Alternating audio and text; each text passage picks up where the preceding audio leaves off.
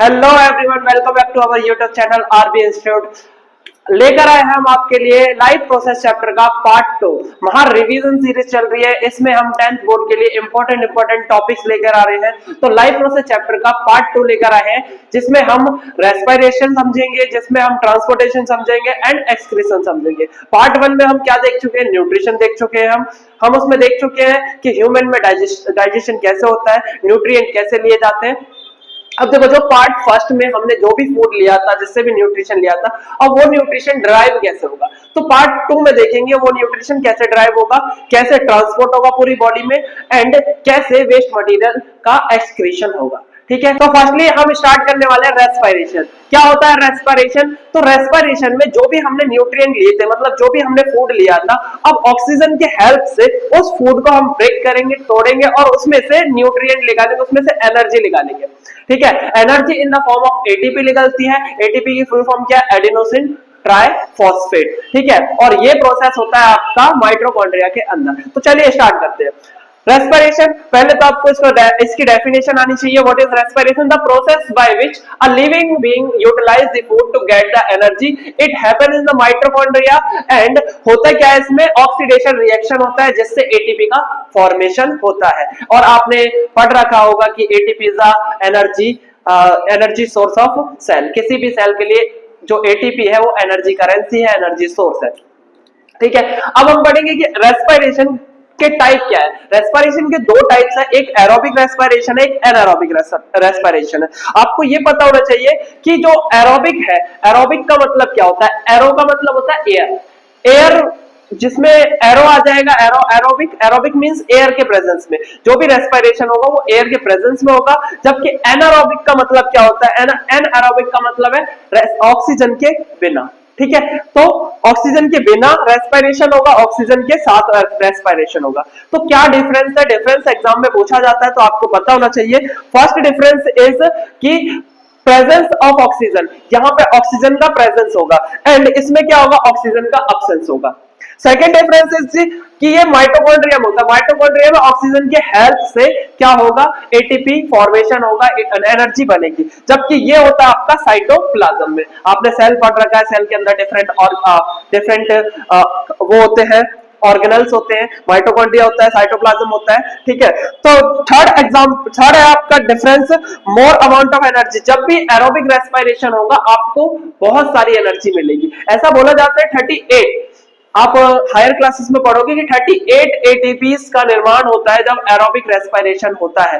वहीं आपका less amount of energy release, यहाँ पे 2 या 3 एटीपी बनते हैं। तो ये मेजर डिफरेंस है। इसके अलावा एंड प्रोडक्ट क्या है? Carbon dioxide and water is the aerobic respiration में एंड प्रोडक्ट बनेंगे, एंड एनारोबिक रेस्पिरेशन में एंड प्रोडक्ट बनते हैं लैक्टिक एसिड एंड अल्कोहल। ये आपका एनारोबिक में बनेगा। तो मेजर डिफरेंस आपको याद रखना है। इसके अलावा आपको यह पता होना चाहिए कि ग्लूकोज, एक ग्लूकोज कैसे एनर्जी को बनाता है, कैसे एनर्जी को रिलीज करता है। तो देखिए, एक ग्लूकोज मॉलिक्यूल लिया हमने, अब साइटोप्लाज्म में पहले 10 स्टेप की एक रिएक्शन होती है जिसे हम बोलते हैं ग्लाइकोलिसिस। ठीक है, यहाँ पे साइटोप्लाज्म में होती है ग्लाइकोलाइसिस। आप हायर क्लासेस में पढ़ोगे इसके बारे में भी कि ग्लाइकोलाइसिस इज 10 स्टेप प्रोसेस, जिससे हम ग्लूकोज को क्या करते हैं? पायरुविक एसिड में बदल देते हैं इन साइटोप्लाज्म। तो पायरुविक एसिड या पायरुवेट में बदल गया, देन पायरुवेट कन्वर्ट होगा एनर्जी में। देखो कैसे होगा। पायरुवेट मॉलिक्यूल को आप क्या करोगे? इन अब्सेंस ऑफ ऑक्सीजन, अगर अब्सेंस ऑफ ऑक्सीजन आपसे पूछा जाता है तो आप बोलोगे इथेनॉल बनेगा, एंड साथ में एनर्जी बनेगी, साथ में कार्बन डाइऑक्साइड बनेगा। 3 प्रोडक्ट बनेंगे, ethanol, carbon dioxide and energy. और ये होता कहां पर है? ईस्ट के अंदर होता है। एक यूनिसेलुलर ऑर्गेनिज्म है जो कि ईस्ट है, और ईस्ट में होता है आपका अल्कोहल और कार्बन डाइऑक्साइड एंड एनर्जी का निर्माण। किससे? इन absence of energy, in absence of oxygen, anaerobically it is the anaerobic respiration, it is anaerobic। जबकि एक और कंडीशन है कि जब ऑक्सीजन की कमी हो जाए, लैक ऑफ ऑक्सीजन हो जाए, अगर आप एक्सटेंसिव एक्सरसाइज करते हो, एक्सेसिव एक्सरसाइज करते हो, बहुत देर से भाग रहे हो, बहुत देर से एक्सरसाइज कर रहे हो, तो आपकी मसल फटिक कर जाती है, मसल थक जाती है। क्यों थक जाती है? क्योंकि वहां पे हो जाता है ऑक्सीजन की कमी। ऑक्सीजन की कमी होगी, माइटोकॉन्ड्रिया में एटीपी बनेगा नहीं, एटीपी कम बनेगा तो फटीग हो जाएगा। ठीक है, ये कारण है कि आप एक्सटेंसिव अगर आप फर्स्ट टाइम जिम गए और एक्सरसाइज करी, एक्सरसाइज करने के बाद आपके शरीर में डिफरेंट डिफरेंट जगह पे लैक्टिक एसिड का फॉर्मेशन हो जाएगा and it create fatigue to the muscles. तो ये मसल में होता है लैक ऑफ ऑक्सीजन से। और अगर presence of oxygen enough presence है तो ये होता है माइटोकॉन्ड्रिया के अंदर, और इसमें कार्बन डाइऑक्साइड, वाटर एंड साथ साथ energy in the form of ATP बनता है। Energy in the form of ATP बनता है। याद रखना, what is the full form of ATP? ATP की फुल फॉर्म है आपकी एडिनोसिन ट्राइफॉस्फेट। ठीक है, it is a source of energy, it is the energy currency of the cell. Next, अब आपको पढ़ना है कि what is the exchange of gases, कैसे किस किस ऑर्गेनिज्म में किसके द्वारा एक्सचेंज ऑफ एनर्जी होता है, एक्सचेंज ऑफ गैसेस होता है। तो गैसेस का एक्सचेंज देखो, गिल्स, स्पाइरेकल्स, ट्रैकियस एंड लंग्स, ऐसे डिफरेंट डिफरेंट ऑर्गन्स होते हैं। जैसे ह्यूमंस के पास क्या है, लंग्स है। तो टेरेस्ट्रियल जो भी है, टेरेस्ट्रियल मतलब धरती पर रहने वाले टेरेस्ट्रियल ऑर्गेनिजम्स के अंदर लंग्स पाए जाते हैं। ठीक है, और जो भी इंसेक्ट है, ठीक है, इंसेक्ट मतलब कि जो भी मच्छर, मक्खी, ऐसा कोई भी इंसेक्ट है उसके अंदर ट्रैकीज या स्पाइरेकल पाए जाते हैं, जिससे एक्सचेंज ऑफ गैसेस होता है। ऑक्सीजन अंदर आएगी, कार्बन डाइऑक्साइड बाहर जाएगी। ठीक है, और गिल्स, एक्वाटिक, जो भी मछलियां हैं, जो भी जलीय जंतु है, एक्वाटिक जीव है, ठीक है, पानी में रहने वाले जीव है, उसके अंदर गिल्स पाए जाते हैं। गिल्स से वो एक्सचेंज ऑफ गैसेस करता है। ठीक है, तो ये आपको पता होना चाहिए कि कैसे ग्लूकोज से एनर्जी बनती है, क्या मेथड्स है एक्सचेंज ऑफ गैसेस के, कैसे रेस्पिरेशन में एरोबिक रेस्पिरेशन और एनारोबिक रेस्पिरेशन डिफरेंट है एक दूसरे से। ठीक है, अब नेक्स्ट हम स्टार्ट करेंगे ह्यूमन रेस्पिरेटरी सिस्टम। ह्यूमंस में कैसे रेस्पिरेशन होता है, तो हम पहले डायग्राम बनाएंगे, डायग्राम में हम लेबल करेंगे और उसी में समझेंगे कि कैसे रेस्पिरेशन हो रहा है। ठीक है, तो नेक्स्ट हम स्टार्ट करने वाले हैं रेस्पिरेटरी सिस्टम। ह्यूमन में कैसे रेस्पिरेशन होता है, उसमें मैकेनिज्म कैसे होता है, कैसे आपकी ब्रीदिंग का मैकेनिज्म है, वो हम पढ़ेंगे। ठीक है, तो फर्स्टली आपको ये डायग्राम आना चाहिए। ह्यूमन रेस्पिरेटरी सिस्टम में एक डायग्राम इंपॉर्टेंट होता है, मे बी ये एग्जाम में आ जाए। ठीक है, और इसके क्या क्या लेवल्स हैं वो। ठीक है, तो स्टार्ट करते हैं। देखो, जो ह्यूमंस में रेस्पिरेशन है वो कैसे स्टार्ट होता है, इनिशियल कहां से होता है। We have one pair means two nostrils होते हैं। ठीक है, वन पेयर आपका नॉस्ट्रिल होगा, यहां से आप एयर को इनहेल करोगे, अंदर लोगे। अब एयर इनसाइड जाएगी तो नेजल पैसेज में जाएगी, पहले नेजल पैसेज में जाएगी, देन नेजल कैविटी में जाएगी, नोज से होते हुए अंदर नेजल कैविटी में पहुंचेगी, देन मिलेगा pharynx. Pharynx is a common path, it is a common path. आप क्या बोलोगे, यह कॉमन पाथ होता है। इसके पास फूड ट्यूब, ईसोफेगस है, प्लस में विंड ट्यूब, विंड पाइप, ये दोनों होते हैं। मींस जो आपका फेरिंग्स है ना, यहाँ पे एयर साथ साथ फूड दोनों एक ही पैसेज में मिलते हैं। This is a common path. Pharynx के बाद आगे अगर जाते हो तो लैरिंग्स मिलेगा। लैरिंग्स आपने पढ़ा होगा। What is लैरिंग्स? लैरिंग्स is a sound box, it is a sound box जहां से साउंड प्रोड्यूस होता है। ठीक है, तो लैरिंग्स के बाद नेक्स्ट आपका आएगा ट्रैकिया। ट्रैकिया आपको पता है, ट्रैकिया जो है विंड पाइप होता है। ट्रैकिया के अंदर पाई जाती है क्या, ट्रैकिया को कवर करती है सी शेप कार्टिलेजिनस रिंग। सी शेप कार्टिलेजिनस रिंग का क्या फंक्शन है, ये ट्रैकिया को कोलैप्स होने से बचाती है। जैसे ही आप एयर इनसाइड लोगे, एक्सहेल करोगे, तो ये एक पाइप की तरह कोलैप्स ना कर जाए। ठीक है, तो इससे बचाएगी सी शेप कार्टिलेजिनस रिंग। देन आपकी ट्रैकिया से फिर आएगा bronchi. Bronchi is the initial segment. देखो, जो ट्रैकिया है वो डिवाइड करता है लेफ्ट एंड राइट ब्रोंकाई में। ठीक है, लेफ्ट और राइट साइड में डिवीजन होगा ब्रोंकाइस में। देन ब्रोंकाइस के बाद ये आगे फर्दर डिवीजन होगा उसका ब्रोंकियोल्स के अंदर। ब्रोंकाई के बाद ब्रोंकियोल्स एंड ब्रोंकियोल्स के बाद एल्वुलाई आएंगी। एल्वुलाई इज अ लास्ट, या फिर आप बोलोगे it is a alveolar sac, alveolar sac जो कि लास्ट होता है, जिसके बाद आपकी कैपिलरी आ जाती है। कैपिलरी मींस ब्लड वेसल्स आ जाती हैं, ब्लड आ जाता है जहां पे एक्सचेंज होता है। तो आपको बस ये पैसेज याद रखना है कि कैसे कैसे एयर आपके नोज से लेके लंग्स तक पहुंचती है। आपके पास 2 लंग्स होते हैं, ठीक है, 1 पेयर लंग्स होता है। उसके अंदर क्या क्या पाया जाता है, देखो आप कहां से याद रखोगे, नॉस्ट्रिल, नॉस्ट्रिल के बाद nasal passage, nasal cavity, pharynx, larynx, then trachea, trachea के बाद ब्रोंकाई, एंड ब्रोंकाई के बाद ब्रोंकियल्स, ब्रोंकियल्स के बाद एल्वुलाई, ठीक है। एल्वुलाई देखो कैसी होती है, ये टर्मिनल पार्ट होता है, टर्मिनल पार्ट पे छोटी छोटी थैलियां होती हैं, ये सैक्स लाइक सैक होते हैं, सैक, ठीक है, छोटी छोटी थैली होती है जहां पे एयर आ जाती है। देखो यहाँ पे O2 आ जाएगी, O2 आ जाएगी, आपने जो भी एटमॉस्फेयर से O2 ली है वो आ जाएगी। वो अब कैपिलरी, कैपिलरी क्या होती है, ये एक ब्लड वेसल्स होती है, छोटी पाइपलाइंस होती है जिसके अंदर ब्लड फ्लो हो रहा होता है। तो ये कैपिलरीज के थ्रू आरबीसी आती है, आरबीसी ऑक्सीजन का एक्सचेंज करती है एंड कार्बन डाइऑक्साइड को वापस यहाँ पे छोड़ देती है, कार्बन डाइऑक्साइड को छोड़ देती है, ठीक है। तो यहां से एक्सचेंज मेनली होता है, आपको ये पता होना चाहिए। एल्वुलाई क्या करती है, कैपिलरी से कैपिलरी को ऑक्सीजन देती है, कार्बन डाइऑक्साइड लेती है, ये आपका मेन एक्सचेंज ऑफ गैसेस होगा। तो ये सब आपको पता होना चाहिए कि ह्यूमन रेस्पिरेटरी सिस्टम के अंदर एग्जाम में भी आएगा तो इसी में से कुछ ना कुछ आपसे पूछा जाएगा।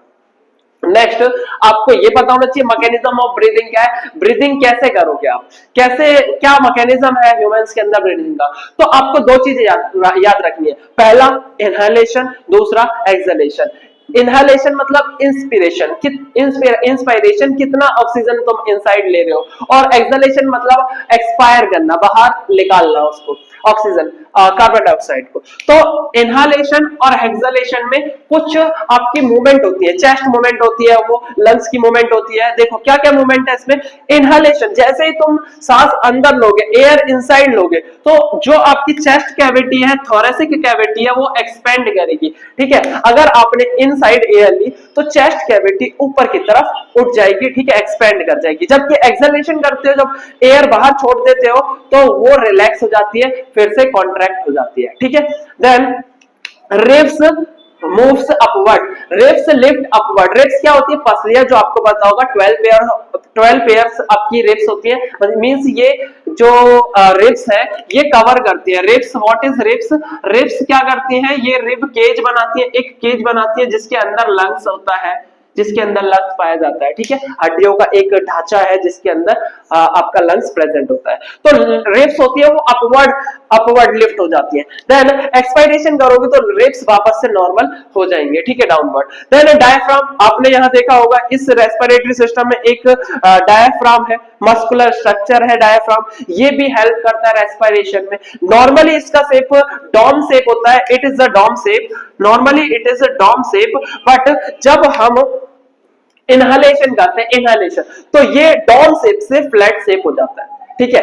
इसका क्या फायदा है फ्लैट शेप होने का, ये वॉल्यूम बढ़ा देता है। जैसे ही ये फ्लैट होगा, देखो अभी कम जगह, अगर फ्लैट हो गया तो जगह बढ़ जाएगी, वॉल्यूम बढ़ जाएगा, और वॉल्यूम अगर एक बार बढ़ा, वॉल्यूम बढ़ गया तो जो आपका एयर है वो इनसाइड आ जाएगा, वॉल्यूम बढ़ते ही एयर इनसाइड आ जाएगा, ठीक है। जबकि एक्सहेलेशन में क्या होगा, ये जो डायफ्राम है, डायफ्राम फिर से डॉम हो जाएगा, फ्लैट था, फ्लैट से डॉम हो जाएगा, डॉम होगा तो वॉल्यूम कम हो जाएगा, वॉल्यूम डिक्रीजेस, वॉल्यूम कम होगा तो वापस से एयर बाहर निकल जाएगी। ये सिंपल मैकेनिज्म ऑफ ब्रीदिंग है, आपको पता होना चाहिए। इनहेलेशन एक्सहेलेशन में क्या क्या होता है।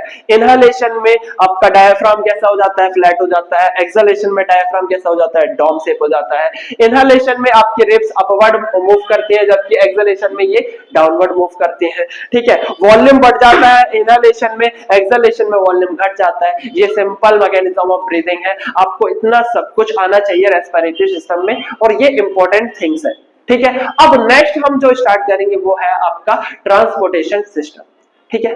तो नेक्स्ट देखते हैं। तो नेक्स्ट हम स्टार्ट करते हैं ट्रांसपोर्टेशन। ट्रांसपोर्टेशन मींस जो भी मिनरल्स है, जो भी न्यूट्रिएंट है, जो भी एनर्जी है, वो कैसे ट्रांसपोर्ट होगी। ह्यूमंस के अंदर तो देखते हैं हम कि जो ट्रांसपोर्टिंग है by the way of blood होगा, ठीक है। ब्लड इज द मीडियम जिसके द्वारा जो भी न्यूट्रिएंट है, एनर्जी है, वो मिलेगी हमें, ठीक है। और उस ब्लड को शरीर के हर एक हिस्से तक पहुंचाना, हर एक भाग तक पहुंचाना, हर एक पार्ट तक पहुंचाना, तो उसका काम करता है पंप। ये पंप मींस द हार्ट, ठीक है। ह्यूमन हार्ट एक पंपिंग सिस्टम है, पंप करने का सिस्टम है जिसमें पूरा ब्लड पंप किया जाता है बॉडी के हर एक पार्ट तक, ठीक है।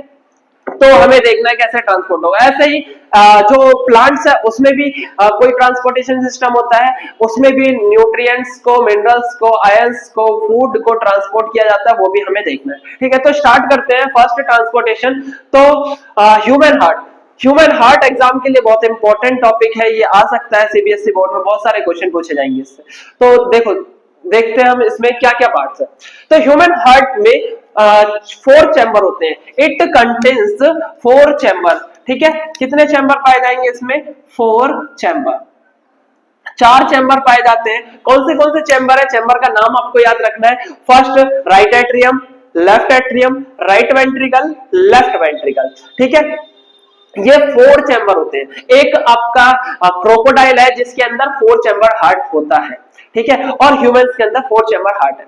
तो 4 चैम्बर हार्ट जो है, तो उसमें right atrium, left atrium, right ventricle, left ventricle पाया जाता है। ठीक है, राइट एट्रियम देखो, कंपैरिजन करोगे तो राइट एट्रियम छोटा दिखाई दे रहा है, लेफ्ट जो वेंट्रिकल्स हैं वो बड़े दिखाई दे रहे हैं। ठीक है, अब होगा क्या, देखो जो आपका ब्लड है वो कैसे ट्रेवल करेगा? लोअर बॉडी से इंफीरियर वीना केवा। वीना केवा क्या है? वीना केवा क्या है? आपकी बड़ी बड़ी वेन है। वीना केवा इज वेन्स। वेन्स क्या होती है? वेन्स का मतलब है ऐसे वेसल्स, ऐसी पाइपलाइंस जो कि बॉडी से हार्ट तक, पूरी बॉडी से हार्ट तक ब्लड को कलेक्ट करेंगी और हार्ट तक लेके आएंगे। ठीक है, हार्ट में ड्रेन करेंगी सारा ब्लड जो भी इकट्ठा होगा लोअर बॉडी से राइट एट्रियम में, सारा का सारा ब्लड कौन लेके आएगा? वीना केवा, इनफीरियर वीना केवा बोलते हैं। ठीक है, ऐसे ही सुपीरियर वीना केवा भी है। अपर बॉडी का जितना भी ब्लड होगा वो सारा का सारा राइट एट्रियम में लाके ड्रेन करेंगे। अच्छा, तो और एक बात याद रखना, जो ये वीना केवा है, इंफीरियर और सुपीरियर, ये वीना केवा क्या करती है? डीऑक्सीजनेटेड। कैसा ब्लड लेके आएंगी? यहां पे आएगा आपका डीऑक्सीजनेटेड। डीऑक्सीजनेटेड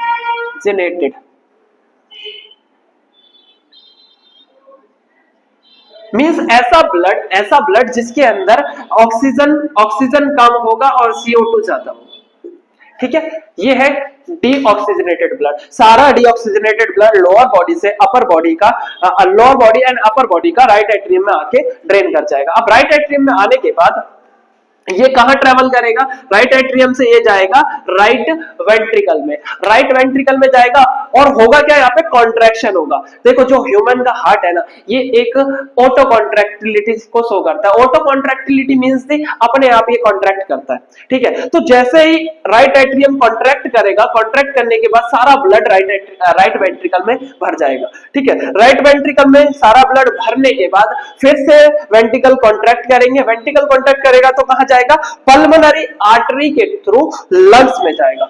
एक बात याद रखना, what is pulmonary artery? Pulmonary artery is the artery which drains the blood from the right ventricle to the lung। Right ventricle से ब्लड लेगा और लंग्स तक लेके जाएगा। और कैसा ब्लड होगा? ये डीऑक्सीजनेटेड। ये कैसा ब्लड होगा? डीऑक्सीजनेटेड ब्लड होगा। डीऑक्सीजनेटेड ब्लड होगा। देखो, आपको मैंने बताया था आर्टरीज क्या करती हैं। आर्टरीज ब्लड को कहां से? हार्ट से लेके जाती हैं, फ्रॉम हार्ट टू बॉडी लेके जाती है। ठीक है, हार्ट से बॉडी तक लेके जाती है। लेकिन जो पल्मोनरी आर्टरी है उसका जो काम है वो है लंग्स तक ब्लड को लेके जाना। ठीक है, डीऑक्सीजनेटेड ब्लड को लेके जाएगी ये, और फिर लंग्स क्या करेंगे?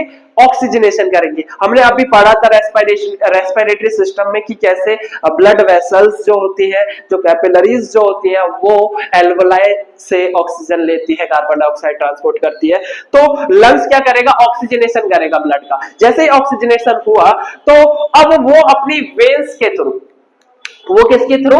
पल्मोनरी वेन्स के थ्रू लेके आएगा लेफ्ट एट्रियम में ब्लड। पल्मोनरी वेन्स 4 होती है टोटल, तो 4 की 4, 2 लेफ्ट लंग से, 2 राइट लंग से, 2 लेफ्ट लंग से पल्मोनरी वेन और राइट लंग से पल्मोनरी वेन्स लेफ्ट एट्रियम में आके ड्रेन कर जाएंगी। ठीक है, अब देखो वेन्स का क्या काम था? बॉडी से हार्ट तक लेके जाना। ठीक है, तो ये लंग्स से लेके आएगी पल्मोनरी वेन्स लेफ्ट एट्रियम में। ठीक है, अब लेफ्ट एट्रियम में आने के बाद फिर से लेफ्ट एट्रियम कॉन्ट्रैक्ट करेगा, और कॉन्ट्रैक्ट करने के बाद सारा ब्लड कहां चला जाएगा? ये चला जाएगा आपके लेफ्ट वेंट्रिकल में, ठीक है। लेफ्ट एट्रियम से लेफ्ट वेंट्रिकल में गया, लेफ्ट वेंट्रिकल फिर से कॉन्ट्रैक्ट करेगा और कॉन्ट्रैक्ट करने के बाद ये जाएगा कहां पे, एक बड़ी आर्टरी में, एक बड़ी वेसल में, दैट इज आयोटा। आयोटा एक बड़ी वेसल्स है जिसके थ्रू सारा ब्लड, ऑक्सीजनेटेड ब्लड, कैसा जाएगा, ऑक्सीजनेटेड ब्लड, सारा ऑक्सीजनेटेड ब्लड बॉडी के पास चला जाएगा, हर एक ऑर्गन के पास चला जाएगा ऑक्सीजनेटेड ब्लड। तो ये पूरा सिस्टम होता है ह्यूमन हार्ट में काम करने का। होता क्या है, यहाँ पे जो एट्रियम है वो साइमल्टेनियसली कॉन्ट्रैक्ट करेंगे, देन वेंट्रिकल जो होंगे वो साइमल्टेनियसली कॉन्ट्रैक्ट करेंगे एंड इसका फ्लो होता रहेगा, कंटिन्यूअस फ्लो होता रहेगा। आपको पता होना चाहिए हमारा जो हार्ट होता है 72 टाइम्स 1 मिनट में बीट करता है, ठीक है, और ये सारा फ्लो बना के रखता है, ठीक है। तो ये आपका ट्रांसपोर्टेशन सिंपल सा सिस्टम है। इसके अलावा सर्कुलेशन, सर्कुलेशन कैसे होगा, सर्कुलेशन आपको मैंने बताया, एक बार फिर से मैं आपको बता देता हूं, लिख के देखो। जो आपका ब्लड होगा, ब्लड वो लोअर बॉडी से, लोअर एंड अपर बॉडी से आएगा, सुपीरियर वीना केवा, इंफीरियर वीना केवा, ठीक है। देन ये राइट एट्रियम में आ जाएगा, राइट एट्रियम से ये लेफ्ट राइट वेंट्रिकल में जाएगा, राइट वेंट्रिकल से ये कहां जाएगा, राइट वेंट्रिकल से ये जाएगा पल्मोनरी आर्टरी के थ्रू लंग्स में जाएगा एंड लंग्स में जाने के बाद ये ऑक्सीजनेशन होगा और वापस लौटेगा लेफ्ट एट्रियम में, लेफ्ट एट्रियम से लेफ्ट वेंट्रिकल में जाएगा और लेफ्ट वेंट्रिकल से फिर आयोटा के थ्रू पूरी बॉडी में ये ब्लड आ जाएगा। तो ये होता है सर्कुलेशन। अब इसमें आपने एक चीज देखी होगी कि जो हमारा ब्लड है वो, जो हार्ट है उसके अंदर 2 टाइम सर्कुलेट हो रहा है। देखो, पहले ब्लड आया हमारा अपर बॉडी लोअर बॉडी से, ठीक है, इस सुपीरियर वीना केवा से राइट एट्रियम में आ गया, फर्स्ट टाइम यहाँ पे ड्रेन करा, ठीक है। अब यहाँ पे फर्स्ट टाइम आपका ब्लड आया है, फर्स्ट टाइम यहाँ पे आया है, देन ये ब्लड कहाँ जाएगा, पल्मोनरी आर्टरी से लंग्स में जाएगा, लंग्स से फिर यहाँ पे सेकंड टाइम हार्ट के अंदर ब्लड आ जाएगा, सेकंड टाइम हार्ट के अंदर ब्लड यहाँ आ गया। तो फर्स्ट टाइम राइट एट्रियम में आता है, सेकंड टाइम लेफ्ट एट्रियम में आता है। इसका मतलब 2 टाइम्स आपका जो ब्लड है वो हार्ट के अंदर आता है, हार्ट के अंदर सर्कुलेट होता है। तो इसे बोलते हैं हम डबल सर्कुलेशन, इसे बोलते हैं डबल सर्कुलेशन। याद रखना, इंपॉर्टेंट क्वेश्चन है, सीबीएसई हर बार पूछता है व्हाट इज डबल सर्कुलेशन। तो डबल सर्कुलेशन का मतलब है हार्ट के अंदर जो ब्लड है वो 2 बार पंप करता है। फर्स्ट टाइम जब करता है जब राइट एट्रियम में आएगा, सेकेंड टाइम जब करता है लेफ्ट एट्रियम में आएगा, ठीक है। उसके बाद आपको याद रखना है प्लांट में कैसे सर्कुलेशन होता है। प्लांट में भी सर्कुलेशन का कुछ ना कुछ मैकेनिज्म होगा। प्लांट के पास पाए जाते हैं जाइलम और फ्लोएम, ठीक है, जाइलम एंड फ्लोएम आपके फाइबर्स पाए जाते हैं, टिश्यू पाए जाते हैं। जाइलम क्या करता है, जाइलम वाटर एंड मिनरल्स का ट्रांसपोर्टेशन करता है from the root to the upper part of the plant, and phloem क्या करता है, ये फूड का ट्रांसपोर्ट करता है फ्रॉम द होल प्लांट। हर प्लांट में जहां भी फूड बनेगा प्लांट का, उसका जो फूड है हर एक पार्ट तक पहुंचाएगा आपका फ्लोएम।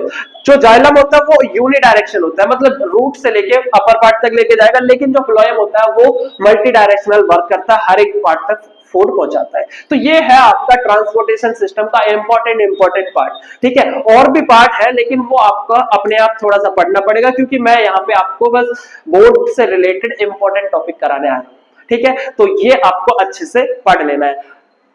अब जो नेक्स्ट हम करेंगे एक्सक्रीशन सिस्टम, कि कैसे एक्सक्रीशन होता है, ठीक है, देखते हैं। नेक्स्ट हम स्टार्ट करते हैं एक्सक्रीशन, ठीक है।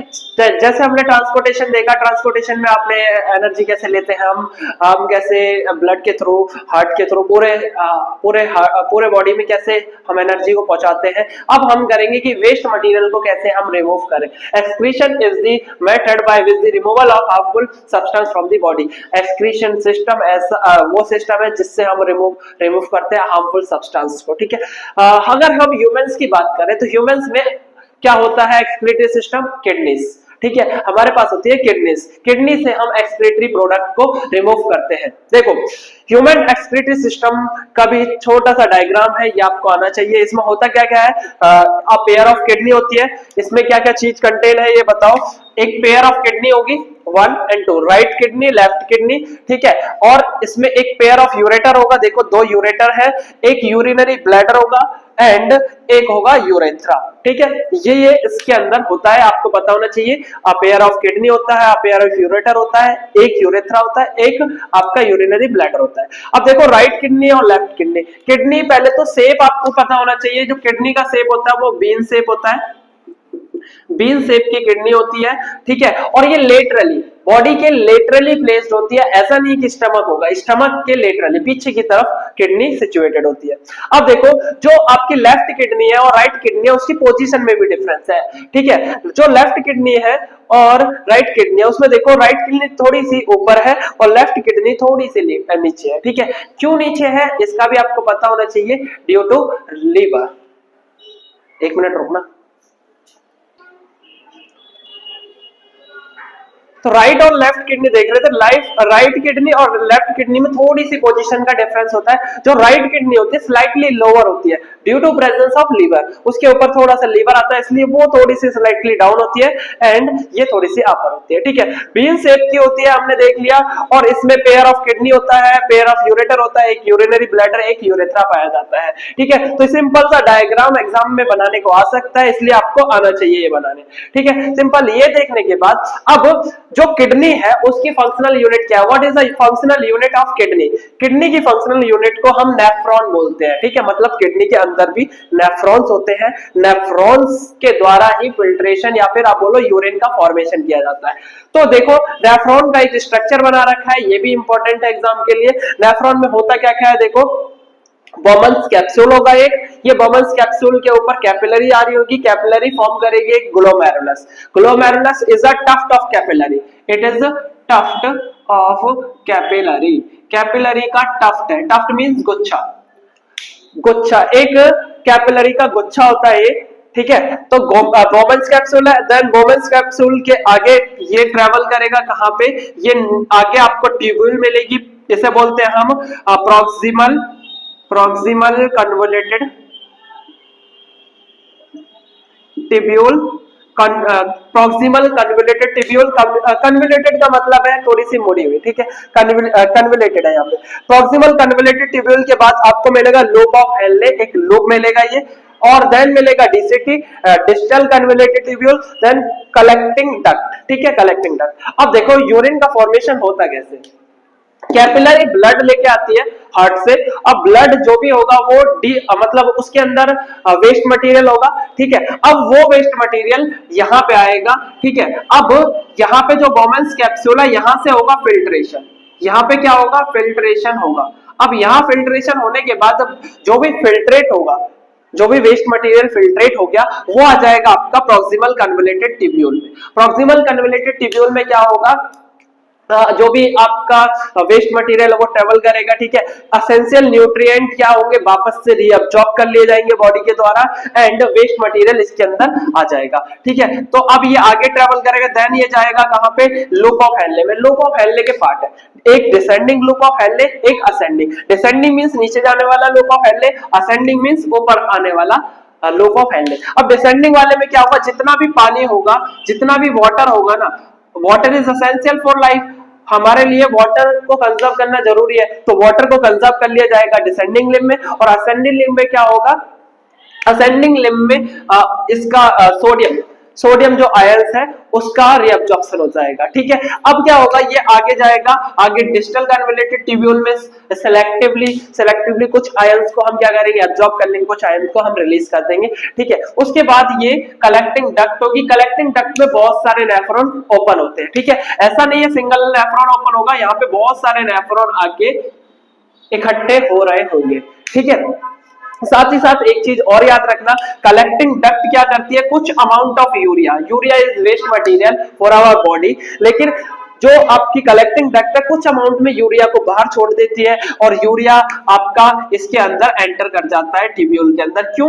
To maintain the concentration gradient. ठीक है, कंसंट्रेशन मतलब ऐसा ना हो कि जो यूरिन बना उसके अंदर पूरा वाटर रिलीज हो जाए। ठीक है, हमारी बॉडी को वाटर चाहिए तो वाटर को कंजर्व करने के लिए कोई कंसंट्रेशन ग्रेडियंट बनना चाहिए, तो वो कंसंट्रेशन ये बनाता है। ठीक है, देन आपका कलेक्टिंग डक्ट क्या करेगी? पूरे यूरिन को इकट्ठा करेगी, देन वो किडनी को ट्रांसपोर्ट करेगी, किडनी से फिर यूरेटर, और यूरेटर से फिर ये यूरिनरी ब्लैडर में इकट्ठा होगा।